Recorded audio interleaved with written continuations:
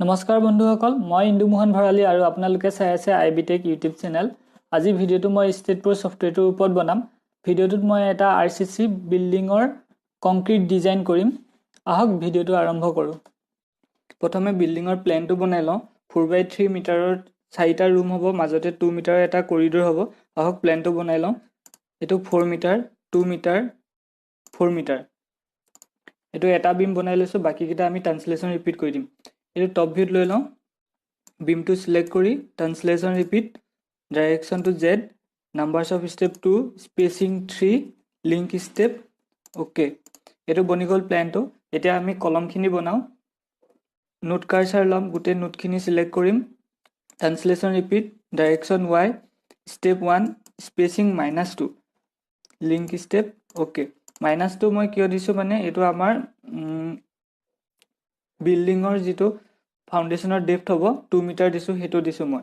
তাৰপিছত এতিয়া মই ফ্ৰণ্ট ভিউত লৈ পিনি এই বিমখিনি সিলেক্ট কৰি ল'ম, বিম কাৰ্চাৰ লৈ ট্ৰান্সলেশ্যন ৰিপিট কৰিম, Y direction, step 1, spacing 3, link step, okay. এইটো হৈ গ'ল আমাৰ বিল্ডিংটো। এটা ছিংগল ষ্টৰী বিল্ডিং বনাইছোঁ, চিম্পল বিল্ডিং। তো এতিয়া ইয়াতে ছাপোৰ্ট দিওঁ, জেনেৰেলত যাম, ছাপোৰ্টটো ক্ৰিয়েট কৰিম, ফিক্স ছাপোৰ্টটো সিলেক্ট কৰি এই গোটেই তলৰ নোটকেইটাত সিলেক্ট কৰি পিনি দি দিম। এইখিনি গোটেইখিনি ছাপোৰ্ট এছাইন হৈ গ'ল। এতিয়া প্ৰপাৰ্টি দিম। তাৰ আগতে মই এটা কাম কৰি লওঁ। ইয়াতে মই স্লেব বনাই লওঁ। স্লেব বনাবৰ কাৰণে আমি ইয়াতে যাব পাৰোঁ, এড 4 নোট প্লেট, বা আমাক 3 নোট হ'লে এইটো জিঅ'মেট্ৰিত গৈ 3 নোট প্লেট এড কৰিব পাৰি। কিন্তু আৰু ইয়াতে সহজ উপায় এটা আছে, এই গোটেই বিমখিনি সিলেক্ট কৰি পিনি গোটেই ফ্ল'ৰটোত দি দিব পাৰি। তাৰ কাৰণে আমি প্ৰথমে বিমখিনি সিলেক্ট কৰি ল'ব লাগিব। এইটো বিমখিনি সিলেক্ট কৰি ল'লোঁ। এইটো ফিল ফ্ল'ৰ গিট উইথ প্লেটছ, এইটো দি দিলে গোটেইখিনি নিজে বনি যায়। এইটো চাব 3D ৰেণ্ডাৰ্ড ভিউত এইখিনি স্লেবখিনি বনি গ'ল। তো এতিয়া মই প্ৰপাৰ্টি দি লওঁ। প্ৰপাৰ্টি ডিফাইনত যাব লাগিব, ৰেক্টেংগুলাৰ দিওঁ, কলম চাইজটো 300 mm by 300 mm দি দিওঁ। এইটো কলমটো এড কৰিলোঁ। তাৰপিছত মেইন বিমৰ চাইজটো দিওঁ 300 by 250, এইটো দিলোঁ। আৰু আমাৰ যিটো টাই বিম সেইটো দিওঁ 250 by 250, এইকেইটা দিলোঁ। এতিয়া আমাৰ স্লেবৰ থিকনেছটো দিব লাগে। স্লেবৰ থিকনেছ দিবৰ কাৰণে থিকনেছত যাব লাগিব, আৰু এইটো আমি 120 দি দিছোঁ। তো এড কৰি দিলোঁ। এতিয়া গোটেইখিনি এছাইন কৰিব লাগে। এইটো আছিলে আমাৰ প্ৰথমটো কলম আছিলে, চিলেক্ট বিমছ পেৰেলেল টু ৱাই, এইটো এছাইন কৰিলোঁ। এইটো আমাৰ মেইন বিমটো অকল আমাৰ ইয়াতে আছে, চ' এই ওপৰখিনি চিলেক্ট কৰি পিনি ইয়াতে এছাইন কৰিব লাগিব। তাৰপিছতো এইটো হৈছে আমাৰ টাই বিম, এইখিনি হ'ল আমাৰ টাই বিমটো এছাইন কৰি দিছোঁ। এইটো প্লেটটো আমি এছাইন কৰিবৰ কাৰণে প্লেট কাৰ্চাৰ লৈ প্লেটখিনি চিলেক্ট কৰি পিনি দিব লাগিব। এইখিনি গোটেইখিনি এছাইন হৈ গ'ল, এইটো বনি গ'ল। এতিয়া আমি বনাব লাগিব, লোডখিনি দিব লাগিব। তো লোডছ এণ্ড ডিফিনিশ্যনত যাওঁ, লোড কেছ ডিটেইলছ। আমাৰ বিল্ডিঙত সাধাৰণতে dead load, live load, seismic load আৰু উইণ্ড লোডৰ কাৰণে ডিজাইন কৰা হয়, কিন্তু মই আজি এইটো ডেড লোড আৰু লাইভ লোডৰ কাৰণেহে কৰিম। বাকীকেইটা মই বেলেগ এটা ভিডিঅ' বনাম। তো এইকেইটা এড কৰি দিলোঁ। আৰু এতিয়া আমাৰ ডেড লোডত কি আহিব? ডেড লোডত আহে আমাৰ চেল্ফ ৱেট আহে, বিম কলমৰ স্লেবৰ, তাৰপিছতে স্লেবৰ যিটো ফ্ল'ৰ ফিনিছ সেইটো আহে, আৰু যিটো পাৰ্টিশ্যন ৱাল আৰু পেৰাপেট ৱাল তাৰ লোডটো আহে। তো প্ৰথমে আমি চেল্ফ ৱেটটো এড কৰি দিওঁ। এইটো চেল্ফ ৱেট এড হৈ গ'ল। তাৰপৰা ফ্ল'ৰ লোডটো দি দিওঁ। ফ্ল'ৰ লোডটো আমাৰ 1.5 ধৰি লৈছোঁ, -1.5। আৰু ইয়াতে এটা ৰেঞ্জ দিব লাগে, ৱাই ৰেঞ্জ, মিনিমাম আৰু মেক্সিমাম। মিনিমাম আমাৰ বিল্ডিংটো ষ্টাৰ্ট হৈছে 0 মিটাৰৰ পৰা, আৰু আমাৰ টপ ফ্ল'ৰটো হৈছে 3 মিটাৰত আছে, চ' 0 to 3 দিলোঁ। তাৰপিছতে এতিয়া আমি মেম্বাৰ লোড দিব লাগিব। মেম্বাৰ লোডত মানে আমি যিটো ৱালৰ লোডটো সেইটো দিম। ৱালৰ লোডটো আমি কেনেকৈ উলিয়াম? প্ৰথমে height of the wall into thickness of wall into then ব্ৰিকৰ ইউনিট ৱেটটো দিব লাগিব। সো আমাৰ হাইট অফ দা ৱালটো আমি কেনেকৈ পাম আমাৰ বিল্ডিং হাইটটো হৈছে 3 মিটাৰ মাইনাছ আমি বিমৰ ডেপথটো মাইনাছ কৰিব লাগিব তো মাইনাছ 0.3 তেতিয়া আমি পাম 0.27 ইনটু থিকনেছ অফ ৱালটো আমাৰ হৈছে 150 mm লৈ লৈছো ইনটু 0.15 আৰু ইনটু 20 হ'ব ব্ৰিকৰ ইউনিট ৱেটটো তো আমি এটা কৰি কিমান পাম 8.1 তো মাইনাছ 8.1 এটো এড কৰি দিছো তাৰ পিছতে আমাৰ যেটো বিল্ডিংৰ একেবাৰে ওপৰত আমি পেৰাপেট ৱাল দিম পেৰাপেট ৱালৰ আমি হাইটটো ধৰিছো 1 মিটাৰ ধৰি লৈছো তো 1 ইনটু 0.15 ইনটু 20 হ'ব তেতিয়া আমি কিমান পাম 3 মাইনাছ 3 এড এতিয়া আমি লাইভ লোডটো দিম লাইভ লোডটো আমাৰ আইএস কোডত দিয়া আছে যদি বেডৰুম হয় কিচেন হয় এভৰত 2 কিলো নিউটন পাৰ মিটাৰ স্কয়াৰ হয় আৰু যদি কৰিডৰ ষ্টেয়াৰকেছ এভৰত 3 কিলো নিউটন পাৰ মিটাৰ স্কয়াৰ হয় তো আমি 3 কিলো নিউটন ধৰি লৈছো আমাৰ কৰিডৰ আছে ইয়াতে তো বেছি ধৰি লৈছো অলপ এটো ফ্লোৰ লোডত দিব লাগিব মাইনাছ 3 কিলো নিউটন পাৰ মিটাৰ স্কয়াৰ ৰেঞ্জটো ইয়াতো দিব লাগিব 0 টু আমাৰ 3 হ'ব এটো এড কৰি দিছো তো ক্লোজ এটা আমি এখিনি এসাইন কৰিব লাগিব সেলফ ওয়েটটো এসাইনটো ভিউ কৰিব লাগিব আমি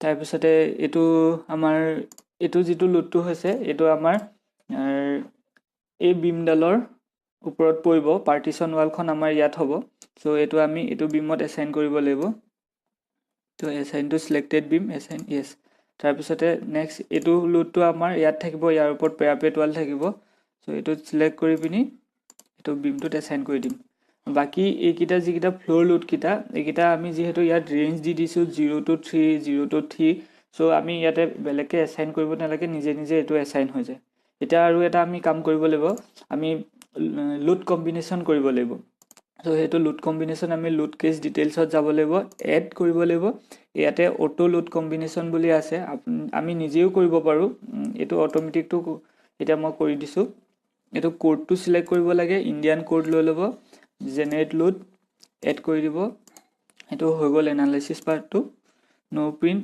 add close analysis run analysis save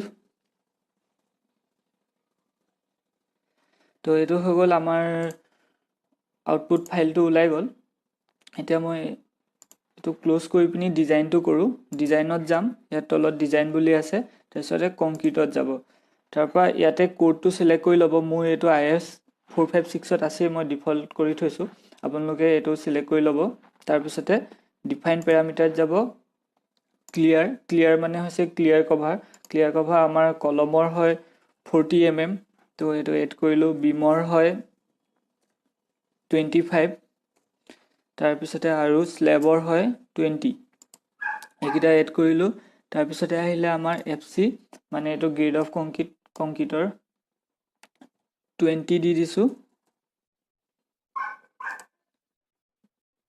FY main এটো ষ্টিলৰ গ্ৰেড মেইন ৰিনফোৰ্সমেন্টৰ গ্ৰেডটো দিছে 415 দিছো FY secondary 415000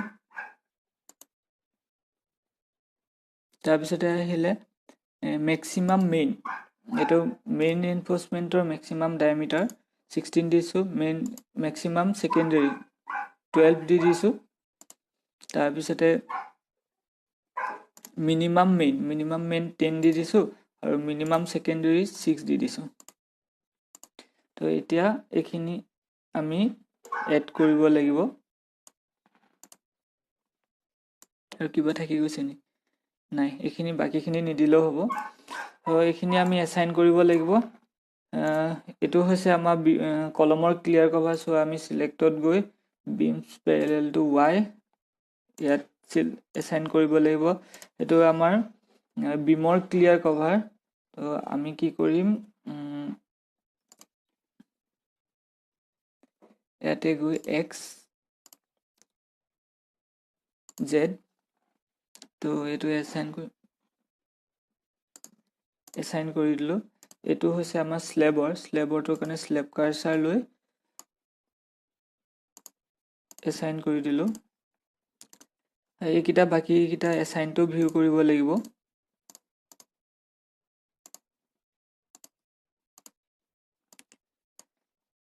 FY secondary assign to view, a maximum mean assign to view, maximum secondary assign to view, assign yes, minimum mean assign to view,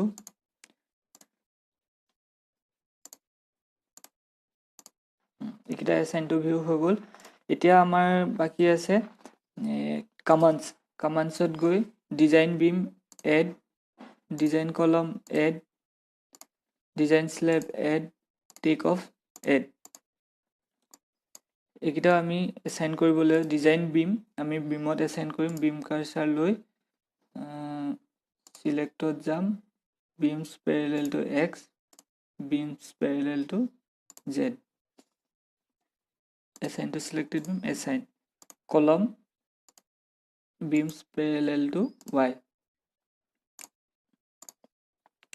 এটো design element, এটো হ'ব আমি plate cursor লৈ, এটো হৈছে আমাৰ স্লেবৰ যেটো স্লেবৰ ডিজাইনৰ কাৰণে এইকেইটা হৈ গ'ল। এতিয়া আমি এনালাইসিস কৰিম, ৰান এনালাইসিস, সেভ,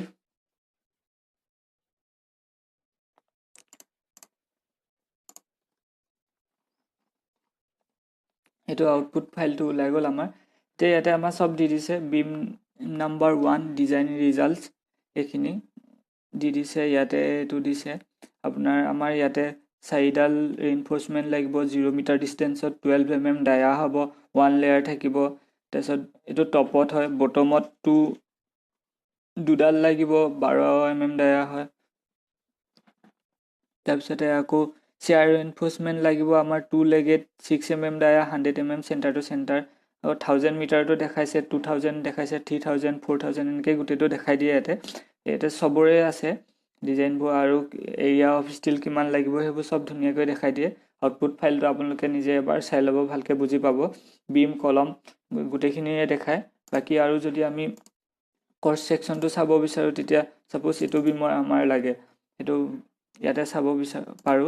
কংক্ৰিট ডিজাইনত যাব, এটো দেখাই দিছে 0 মিটাৰ 1500 আৰু 3000 কিমান হ'ব। এটো তিনডাল বাৰ, দুডাল বাৰ, তিনডাল বাৰ, দুডাল বাৰ, তিনডাল বাৰ এনেকৈ দেখাই দিছে। তাৰপৰা এটো হৈছে লংগিটিউডিনেল সেকশনটো, কিমানডাল বাৰ আছে এইবোৰ দেখাইছে ইয়াতে। ইয়াতে দেখাই দিছে লেংথটো কিমান, উইথ কিমান, এইখিনি দেখাই দিছে আমাক। তো ইয়াত এটো প্ৰিন্ট কৰি ল'ব পাৰো। বাকি আৰু এইবোৰ চাব পাৰো। আৰু যদি কিবা আমাৰ চেঞ্জ কৰিব লগা হয় ক্ৰস সেকশন, তেতিয়া আমি এই কৰিব পাৰো। এটো ইয়াতে যাব লাগিব, এসাইন চেঞ্জ প্ৰপাৰ্টি। যদি আমাৰ কলম বিমৰ সাইজটো যদি কিবা ফেইল হয়, তেতিয়া আমি ইয়াত চেঞ্জ কৰি পিনি ঠিক কৰিব পাৰো, নতুনকৈ বনাব কোনো দৰকাৰ নাই। তো এয়াই আছিল ভিডিওটো। যদি ভিডিওটো চাই ভাল লাগিলে প্লিজ লাইক কৰিব, শ্বেয়াৰ কৰিব আৰু সাবস্ক্ৰাইব কৰিব। Thank U.